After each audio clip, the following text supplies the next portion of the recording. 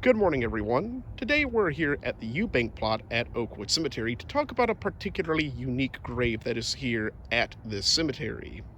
Now, the Eubank plot belongs to William Shelton Eubank, who is buried directly in front of us right here, along with his wife Rosa Lee James Eubank.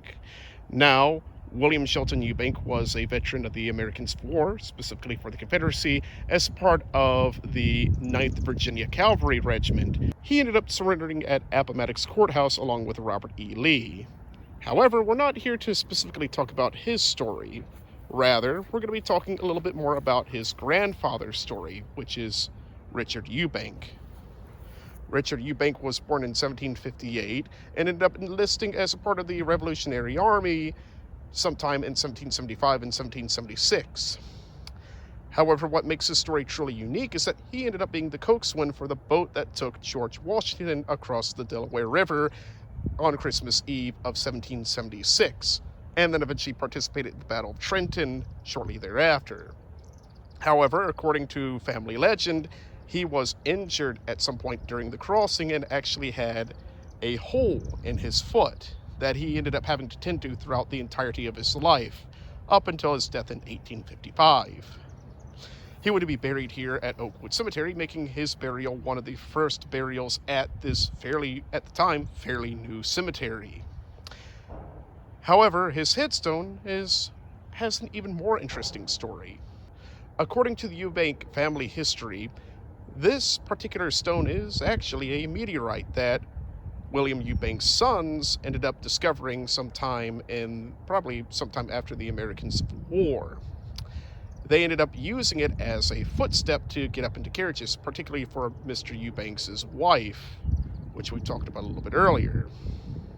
Now, after his death, what ended up happening with the stone was this stone would eventually be repurposed into a headstone for Richard Eubank. Now, personally, I've looked at the stone very closely, and from what I can tell, this is definitely not any type of marble or slate or granite. It is definitely a weird type of stone because, as you can tell, there isn't a lot of quartz in it because there's not a lot of glitter in the stone itself. There's very little quartz in this particular stone, as well as the entire black shading around the sides of the stone itself.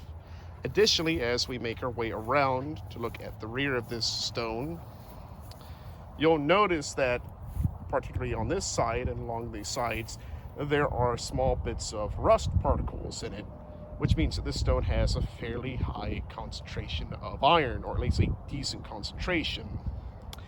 Now, if this is allegedly a meteorite of some type, it's likely some type of anachondrite meteorite, as it's not a proper chondrite due to it not having a lot of big stones in it, nor is it any type of iron-rich meteorite, because if it had a fairly large amount of iron in it, it would not be useful as a headstone like this. It would have far more rust within it as well.